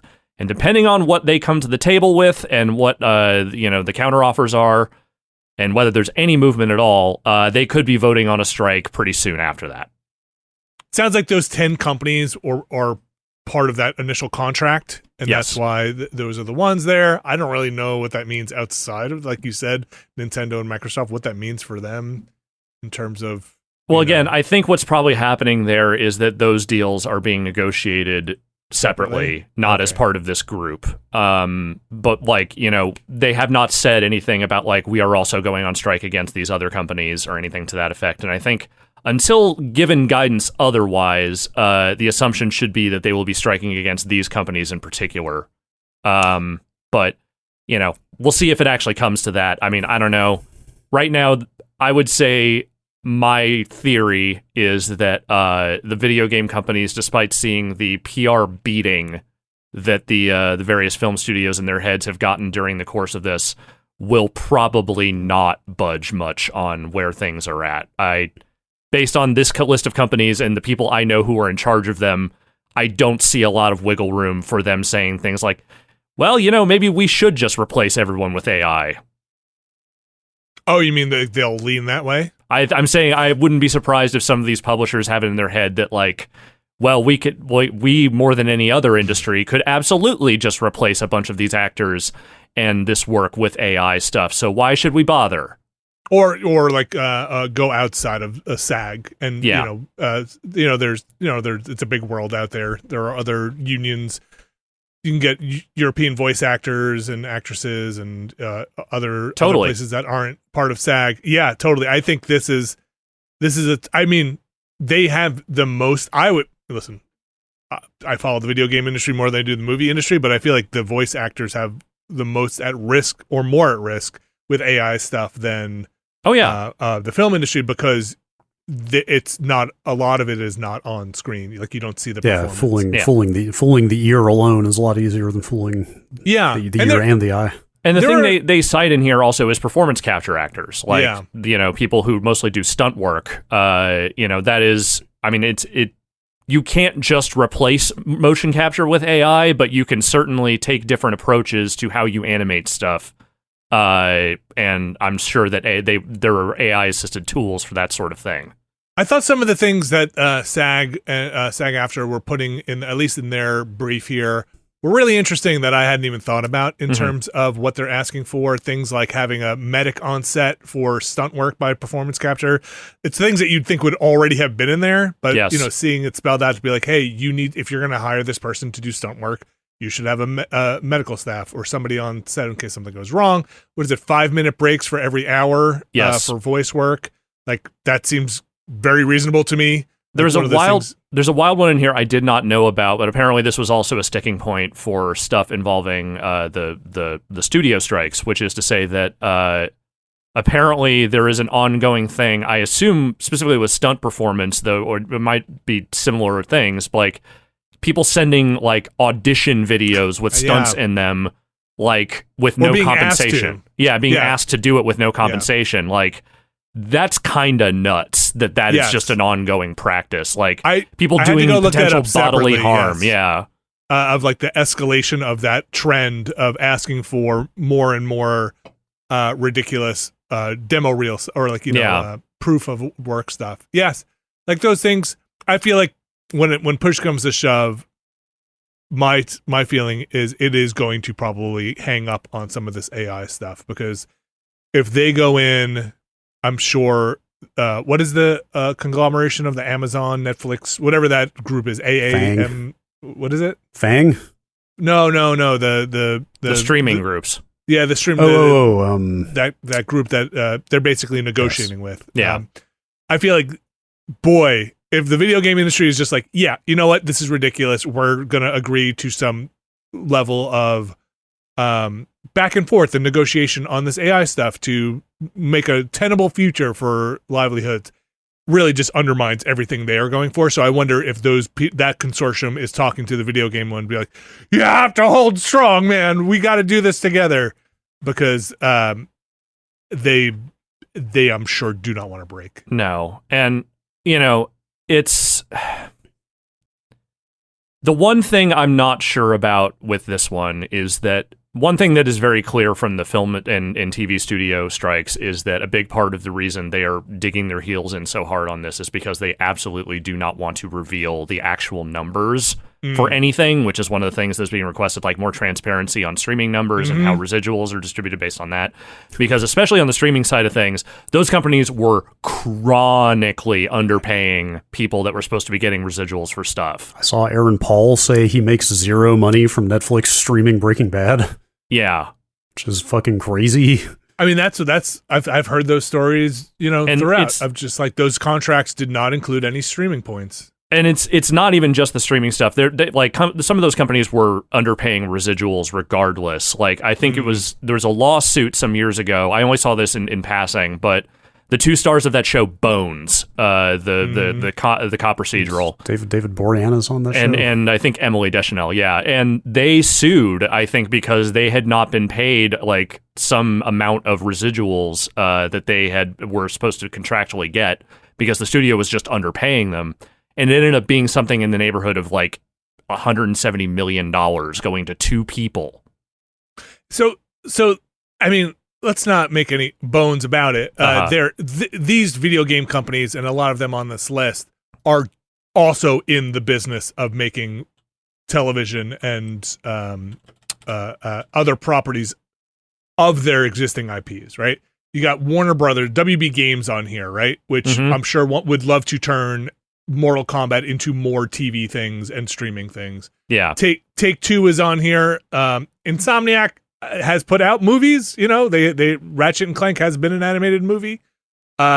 Epic, I'm sure, has plenty of ideas about what to do with their properties. Tim Sweeney seems to have some opinions about where he thinks money should be spent. Yeah, EA is on here. I'm sure they would love something to. They would love some Mass Effect thing to happen. I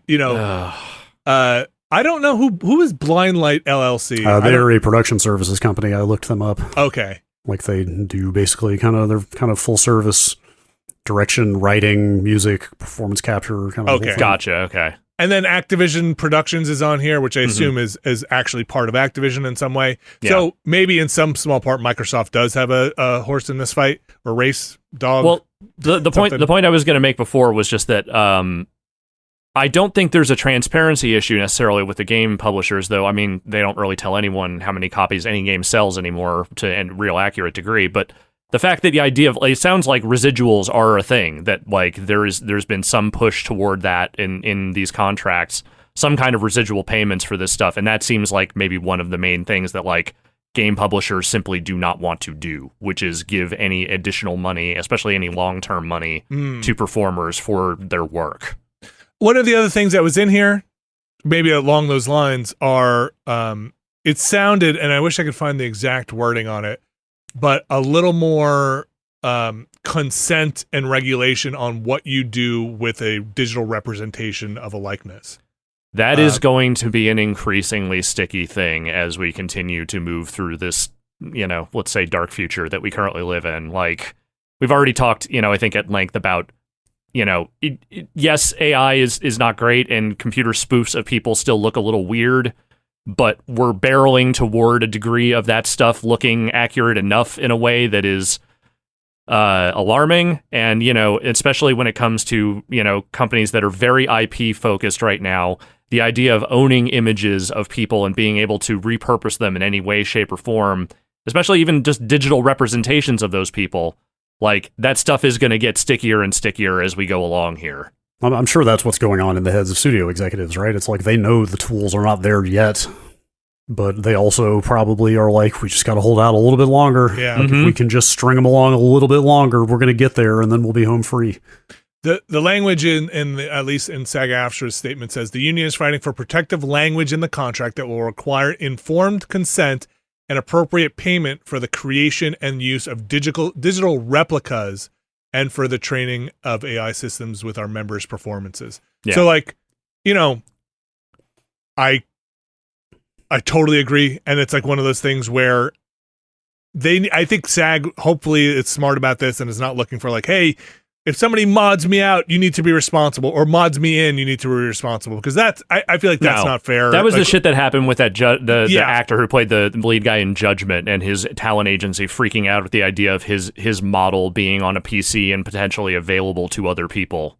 I feel like that's stuff that needs to be at least smartly negotiated, where like, look, you cannot be responsible for stuff that happens with modders, though I think you can be responsible for in-game assets modeling things that never need to be seen in-game, and that's some of the stuff that has come up before in games, where it's like, did you need a fully nude replica of this body when it's never in-game? Like, I don't think, that's not something this character consented to, or, this is the argument get made is like, it's not your body, it's just your head, and it's like, come on. Like, those are things like, that what I are we feel doing here? What are we doing here? So we'll see where this goes. End of the month. I don't, just judging from where things have gone in the film and in the writing with the Writers Guild and SAG. Just assume the strike is happening until something else happens. Would assume this is happening because, like I said, if it really is putting in a lot of the language for AI stuff, I just don't see that getting resolved, where there's been zero movement, or at least reported movement, in other negotiations. What does that mean for development? Just nothing good. I don't know. I don't know. I mean, performance capture is such a big deal, and likeness captures is such a big deal for so many games now. So we will see very, very quickly. I wonder if it'll affect just the 10 companies that are on this list when and if this happens. We'll see. When bargaining resumes on the 26th. Let's move on to some DLC news. Brad. Mm-hmm. All right.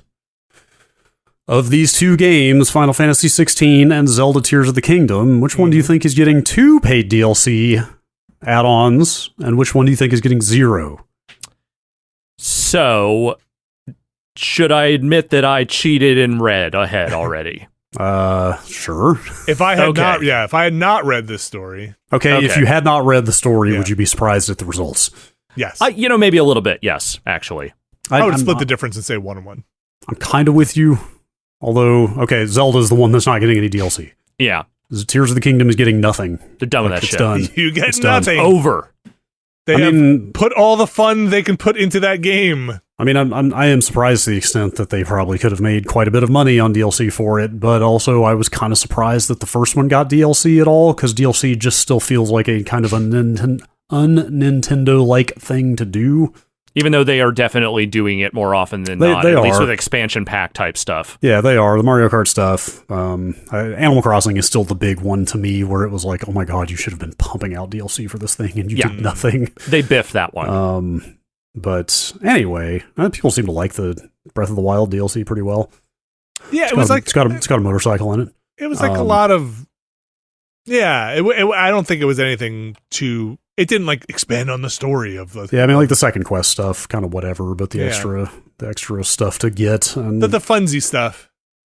Anyway, Zelda, they're done. They said like, hey, we've kind of done everything we can think of or want to do with this version of Hyrule, which is good. Like, it's good to hear, they're thinking about the next thing now, but obviously who knows how many years away it'll be. Yeah. Probably quite a few. So, yeah, kind of surprising, honestly, to me. And then Final Fantasy 16 is getting 2 paid DLCs, which, sure. They just put out a big update for it. It's got a bunch of free DLC in it. If you want to change your weapon skins, actually there are like character skins in there that look kind of cool as well, that you can swap out. I need to, now that I'm back in town near my PS5, I need to get back to that game. Sure. I want to see the rest of it as my finger hovers over this new television button. That would be a cool looking game to see on a new TV. HDR Clive. Yes. No info whatsoever about what the like, it's literally like a sentence from Yoshida about the DLC will be coming. Also, they kind of reiterated that like PC development is actually happening, like they had said before release that it was something they wanted to do. But he like formally said, yes, we are currently working on the PC version of this game as well. Like basically a stay tuned. Yes, so there's that. All right. Anyway, look, there you go. So just more of that coming. It sounds like 2 games that hit very well and did well for their companies. Yeah, I mean, I wonder how Final Fantasy's doing longer term. You know, there was obviously the, like, I hit in expectations, but not overwhelmingly so the week it came out. I wonder what the tail. Yeah. Wonder what the tail is like on that thing. Speaking of long tail, very long tails. Yes. This next story, Brad.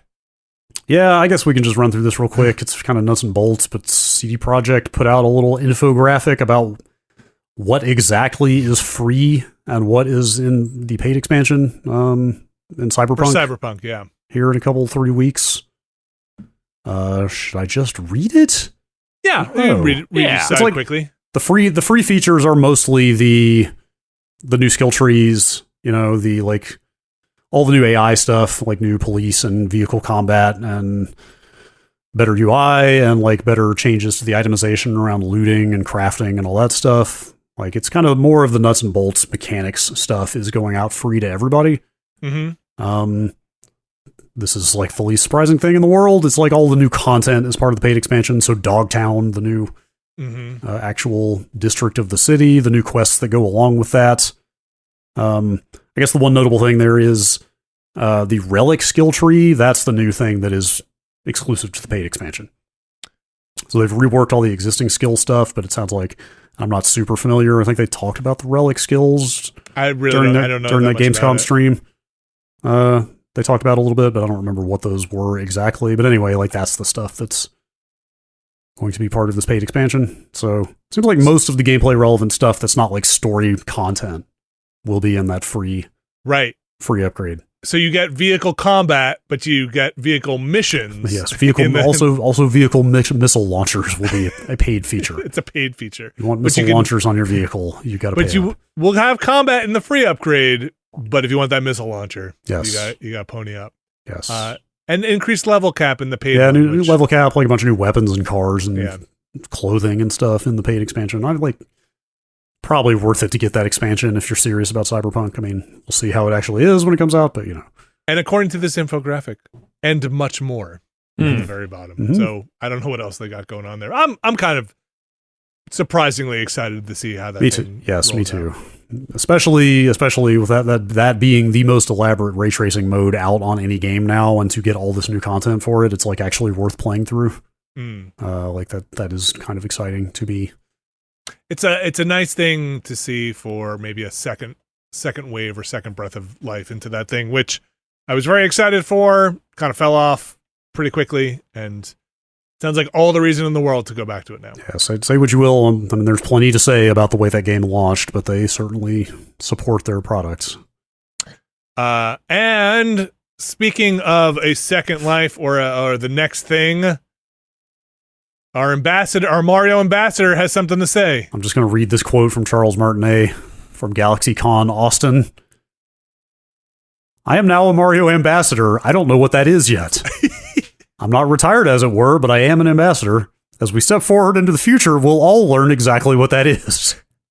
Does this sound like a man who willfully stepped away from the role of Mario? Not particularly. I don't know. I don't want to speculate too much, but it's a strange thing. If this were something that if that were a move that he had initiated and was fully on board with, is this really the thing you go out there and say in public? It could be a thing that's just like, look, yeah, it could be he was tired of doing this, and they're like, "We've got this other role for you. Would you just do this thing?" And he's like, "Okay." And they're just, it's Nintendo. They probably want to keep everything happy and fun, on looking on the outside happy and fun. We'll make up this title, Mario the Commodore, no ambassador. Sure, okay, whatever it is. But here's your money you get every month. That's fair. There is every possibility that he was ready to step away from the role, and they kind of convinced him to just be like, "Hey, what if we kind of keep you on like this?" Yeah, you're not wrong. I like I said, I just don't want to speculate too much about what happened. But the part where he says, "I'm not retiring from voice acting," yes. Yeah, but dude, you want to do anymore? Maybe I don't think he cares. Sick of it. In the sense that it's not that I don't think he cares about doing it. It's that I think if he didn't enjoy doing it, he wouldn't keep doing it. Like, he's made a lot of Mario money over the years. Let me pause you for a second. I bet, and correct, you guys definitely chime in on this. We've talked to people who've worked at Nintendo. Do you feel like Nintendo has some kind of contract that says you cannot do these certain things, these other voices? Charles Martinet cannot be associated with things that involve, horror, this, that, the other thing, that would limit the scope of the work he could do as a voice actor? Think it has, because I think when he has shown up in other stuff, it has been in other genres and other, but he's not doing the Mario voice, obviously. It's just him doing it, being a voice actor.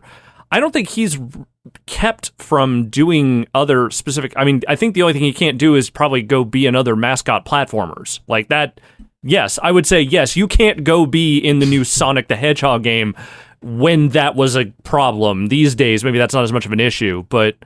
like back when there was the mascot wars, I feel like, yes, okay, you can't show up in a Sega product. Let's see, I'm looking at he was in from 2005, The Californians. This is, he was in Dragon Ball Superhero. And he was in the Super Mario Brothers movie. Okay. Other video game, oh gosh, there are no other video games. It's all Nintendo. Jesus, he's been in a lot of shit. Okay, I'm looking for games that are not Nintendo games on this list. So we have Dragon Ball Legends, Runner 3. Oh, I remember that. Yeah, I remember that too. Let's see here. It's so many video games out here. Yeah, and a lot of them are Nintendo, to be fair. Resonance of Fate? It's too much. Anyway. It's in another Bit Trip Runner game. He was in Skyrim. Was he? Yes, he played Parthenax. Is that a dragon? That's amazing. He's also 67. He's in Ratchet and Clank Future. Yeah. So even what I said about the mascot plan, or something, at least in 2009, he seemed to have some access. So that falsetto gets harder to do as the vocal cords age. I don't know. Yeah. Maybe it was time to hang it up. Did you guys? I mean, no. Here's the real thing. Did you guys watch the clip I put in Slack? I did. It's pretty good. There's some footage of Super Mario Brothers Wonder has gotten out there. I think it's official footage, right? Because they were showing it at PAX. Do I have the name right? Is Brothers in the name? I can't actually remember. It's not just Super Mario Wonder. No, it is Brothers. Okay, Super Mario Brothers Wonder. Yeah. There's footage of the new Mario and Luigi. Well, is it also new Luigi? It is also new. It's all, because he did all those voices. Oh, did he do Luigi as well? Yes. I knew he did Wario and Waluigi. I didn't know. Yes, I'm pretty sure he did Luigi as well. Anyway, you can hear the new Mario voice in footage of Wonder that's going around since people have been previewing it. And it sounds exactly the same. Like, it's really, you would be hard pressed to tell the difference. So, if nothing else, that at least allays any concerns that Mario was just turning into Chris Pratt. Yet there's a transition period for now. Yeah, for now. On the other hand, had Martinet gotten expensive in his career? Did they decide it was time to do the Mickey Mouse thing? I think they were always going to make this move, and maybe at a certain point they just decided sooner rather than later, both for cost cutting and just sort of figuring out what they want to do purposes. But yeah, I said I shouldn't speculate, and then turn around and kept speculating. Who knows? It's fun to do. Yeah, but there is anyway, let's say the quality of product seems like it will be consistent. Yeah, they are not changing this way Mario sounds radically by any stretch, at least not yet. You're going to keep getting the same wahoo that you know and love. There's this part on because I had his voice stuff open on his Wikipedia thing, which maybe you guys knew. I did not. In 2013, Martinet was evicted from his home in Sausalito following a legal dispute with the family of the recently deceased landlord. What? Dissatisfied with other homes in his pay range, Martinet remained homeless for the next 5 years, focusing his time on game events. What? I guess he must have just traveled from hotel to hotel. And what? I had no idea. He lived in Sausalito, really? Well, at one time in 2013, which is when we were there, right? Yes. Wait, you're saying that's when he got that was when he was out. Yeah, 2013. Okay, so yeah, he would have been there the whole time that... Maybe he was at the coffee shop. Sounds like he lived there the whole time. Man. This says he traveled from Sausalito when he got like the audition for the first one or for the Mario 64 stuff. So he was in Sausalito the whole time we were. Great. I can't wait to see what this Mario ambassador does. Oh man, Charles Martinet does not have an HTTPS. Sorry, not going there. You're not secure. His website. Nope. Yeah, that new voice sounded. If you had told me that was him, I would have believed it. Yes. No offense to the man's talent, but whoever's doing that, look. Here's what I really hope. I hope they found some really good sound alike and are not just doing shitty things like with voice manipulation to make it sound like him. You know, I've heard this AI can do a lot of stuff. You think he'll get out there? You think there'll ever be a story from him? Maybe not. No. Maybe there's less going on here than it seems. Unless they're really screwing him in some way or another, I don't think he would ever go out of his way to jeopardize that relationship. It seems like they've treated him reasonably well over the years, and he really loves doing the characters, so I think it would take something pretty severe for him to ever speak out that way. Yeah, I feel like he's always going to have this like Stan Lee style role where he's just going to appear in things that they're doing as they make the Mario movie empire dominate the world. Inescapable. You'll find him there. 67 years young. That's it for the news. We also have an email address. It's also true. Podcast@nextlander.com. Podcast@nextlander.com. Mm-hmm. Brad, what emails do we have this week? Here's an email from Alice in Los Angeles.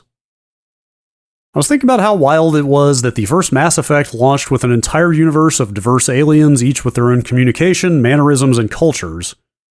Do you think a video game studio will ever put that much thought and pre-development work into a game franchise like this ever again? I don't know. Yes. I don't know. You think? I'm not sure. It's hard to say. Like, even at the time, it was extremely notable. Mm-hmm. Like, I remember there was some hype around that game because of what they, like I read that prequel novel before it came out. So that by the time I got my hands on the game, I was like, oh my God, I can't wait to see what the Citadel looks like. Like, I want to see what a Turian is. Like, they did a pretty good job of building out a fiction and hyping it up before that thing came out. They'll attach writers to things that fill out. What was it? Amalur? Kingdoms of Amalur? Kingdoms of Amalur. Yep. Yeah, that had like old Bob Salvatore. Uh-huh. Like, sure. Yes, is my answer. Somebody will do it. Will they do it and regret it? Maybe. I don't know. But like, somebody will want to spend the money. Will they do it well? I don't know. Will they AI generate it? Oh, so no, gosh. Oh. I'm just saying. Yes, look, we just spent all this time talking about this. Where are they going to cut corners? Yeah, 60% of it. I don't know. I don't know, man. Like, I feel like it's arguable that Mass Effect, when it came out, had more breadth and detail to its setting than Star Trek did after 40 years of Star Trek. Like, it's crazy. It is crazy how much is in the Mass Effect universe and how like well thought out most of it is. Well, keep in mind, Star Trek was making a lot of that up as it went, whereas Mass Effect started from the idea of we should have this rich textured universe like Star Trek has, but start that way as opposed to just filling it out based on various psychedelic visions you have over the decades. Sure. It's still surprising to me they didn't do more with the Mass Effect universe. Oh my gosh! Well, I mean, they did some stuff. A couple of other books. Yeah, there were books. There was a comic. Yeah, like they didn't do nothing, but. I'm maybe TV show, movie, like I don't know, whatever. Considering what could have happened, maybe we're better for it. Yeah, we'll see. The restraint was maybe good. We'll see. Look, I think Witcher has some pretty good lore built into it. Yeah, I don't know about the Cyberpunk lore. I mean, I know that the Cyberpunk board game and stuff like that. I don't know what CD Projekt Red has taken and adopted in there. I don't know. Like that in my mind, that effort is like kind of singular.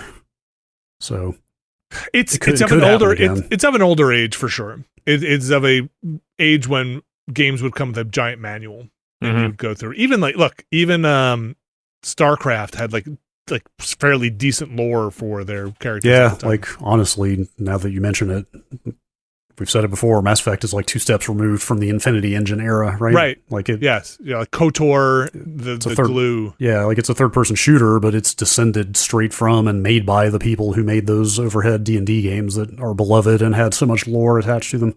Yeah. So if that's the trajectory of things, then I'm going to say no, we're not going to see that again.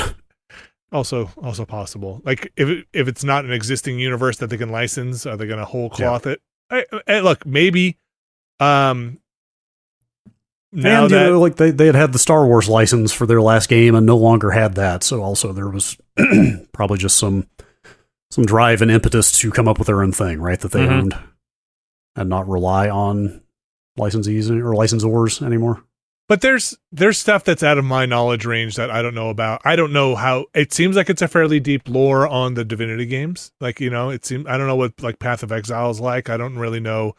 A lot of those RPGs that I don't have the time to play might have very intense. Look, those JRPGs I'm sure have a lot of lore books in them, and because people talk about them all the time, and they say words that I don't understand, and they're like, well, you'd get it. If you paid attention. If you've done the reading. If you've done the reading. So, I don't know, but I'm with you, Brad. Mass Effect, one of the only games that I ever wished I could just pay $30 for a codex application, and I would just sit there and have that guy read everything to me. I've said it before, the Mass Effect 3 site where you can just click a bunch of stuff and hear him read codex entries is still up, or was last time I checked. Like, I hope somebody's archived that site.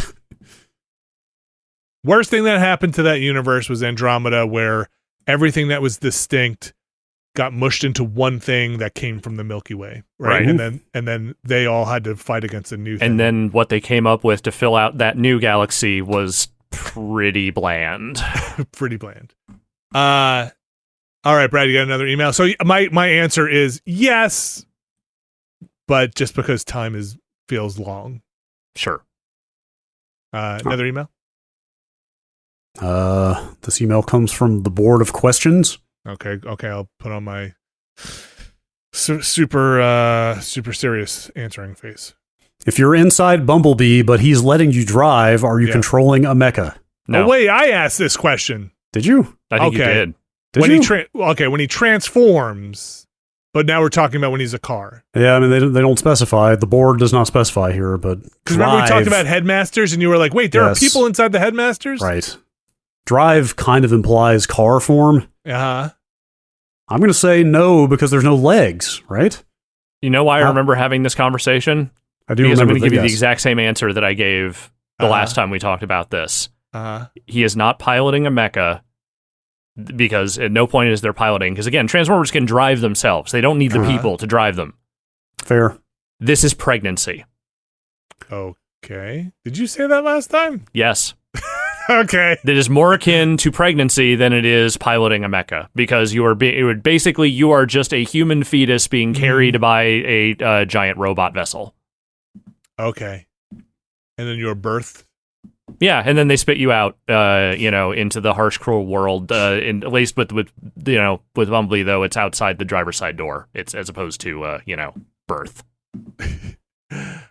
I'm gonna say if you're a fully autonomous thing already, then then they're just pantomiming the motions. Really, yep. You're just making pretend. But in the headmaster case, it's a symbiotic relationship, and the target masters, the guys that are in the guns are better shots with that symbiosis going. So what's the thing when they the two pilots have to mind meld in Pacific Rim? Drift. They drift. Yeah, they drift. Drift compatible. I should watch that movie again. It's pretty good. Think it holds up? That first one? I watched it not that long ago. I remember liking the first one a lot. Yeah. All right. Any more emails, Brad? Let's call it there. Take that, board. Answered your question. That's right. Yeah. Questions, board. Can't tell us what to do. No. Jeez. Read a book. No. That is gonna do it for this week's podcast. Again, just a little point of scheduling here. We are going to be off next week, which means we are going to have a Never Been a Better podcast from early in the season of Never Been a Better podcast. Codcast. That's a Codpast. I don't really know. I think we're up to episode 3 up in the feed. That'll be in the main feed of this podcast, of the Nextlander podcast. That'll be next week. I have a Ramblecast going up. No Watchcast. We're going to take a quick break, and then we'll be back on the other side of that with some Hong Kong brawlers, action movies. Let's call them action movies. Action movies. The first one being Alex Navarro. Righting Wrongs. Righting Wrongs. And we are, just for clarification, because you clued me into that there are a couple of differences in the versions. We are mostly watching which one? So we are watching the original theatrical Cantonese cut. There are 2 other cuts that have slightly different endings. Well, actually more than slightly different endings. We will probably talk about those, but you only need to watch the original cut, which I believe is the version that is out there for like streaming. Okay, good to know. You can check that stuff out over at patreon.com/Nextlander. It's where you'll find Never Been a Better Podcast. We have a new one going up soon with, I want to say it's Abby and Dan Reichert on that one. On the Ramblecast, Dan Reichert was a guest. I was away and joined you guys. It sounds like he got into talking about some wrestling. Mm-hmm. Yes. You can check that out over at nextlander.com or patreon.com/Nextlander. Both will get you to the right spot. Bunch of other stuff up there. Want to learn everything there is to know about the Montreal Screwjob? Oh, I think I know it all. Listen, I've been on enough podcasts with Dan and Alex. I feel like I mostly know. See, I think I tuned it out. You have that filter. Just go smile and nod. You can check that out over at patreon.com/Nextlander. A bunch of different tiers there. Find a tier that works for you. It's where I would say most of our support comes from for being able to do this. And you can find a tier that fits your lifestyle, including one tier that gets their names read on this here podcast. Alex Navarro. Yes. Would you do the honors of reading this week's mysterious benefactors that have helped us out over on patreon.com? I do believe I will. Our mysterious benefactors for this week are Ryan Waterman, RRE, John Richardson, Vornak, Rips has joined the Bunny Fiend Make People Say Things Club, Kelly F., Brian Lucier, Skywarp, John Hubbard, Sean Miller, Evan Cook, Mark Wilhelm, Jerry Lee, Deirdre is off to the beach, Gary Pejsky, Robert Fisher, John McInnes, Bunny Fiend, Peter Reardon, Thomas Lynn, Jad Rita, Statics, Andrew Jackson, Mega Crane, Raz Grizz 2, Brian Murphy, Randy Duax, Andrew Tiepkin, Alex Wu, It Me JP, Matt Clements Jr., Edward Chick, Andrew Slosky, Steve Lynn, Matthew Herrig, David Campos, and Tyler Treese. Thanks to all our mysterious benefactors for this week, and thanks to everyone who has supported us over on patreon.com, watched our stuff over at YouTube and Twitch, listened to our podcast. We appreciate it. Again, we will have a break from the Watchcast, but we will be back the third week. I think it's the third week. The last 2 weeks of September, we'll be back. We'll be back, and then we'll be announcing what's going on as we follow. Well, by that point, we might be announcing what's going on in video games and movies as we follow what's going on with the strikes and how they affect us and all of that business. What a time. What a time. I'm going to play some Starfield. I'm going to play some Shadow Gambit and some Trine. I'm going to get back on, my kids are starting school. I'm going to get back on my exercise routine. Okay. Kids starting school means I'm back on a better schedule, which means I can carve out my time much better instead of this piecemeal, just something's happening one day, it's not happening another day. I'm so excited. Exercise bike, let's do it. Let's do it. Get it back up there. Love it. Get the I love that laundry for off you. of it. I can't wait. I'm very excited. I'm going to keep treating myself like garbage. Do it. Even more garbage. Hell yeah. Why not? What could go wrong? Brad Shoemaker, thank you very much. Enjoy the week. Same to you. Alex Navarro, thank you very much. Enjoy your time. Thank you. Can't wait to see if you get the battle station all set up and cleaned up. Sounds like you're well anyway. Yeah, Brad, very close. I hope to hear about your new TV when we come Me back. too. All right, everybody. Thanks a lot. Thanks for the support. Couldn't do it without you. And we'll be back in the near future. See ya.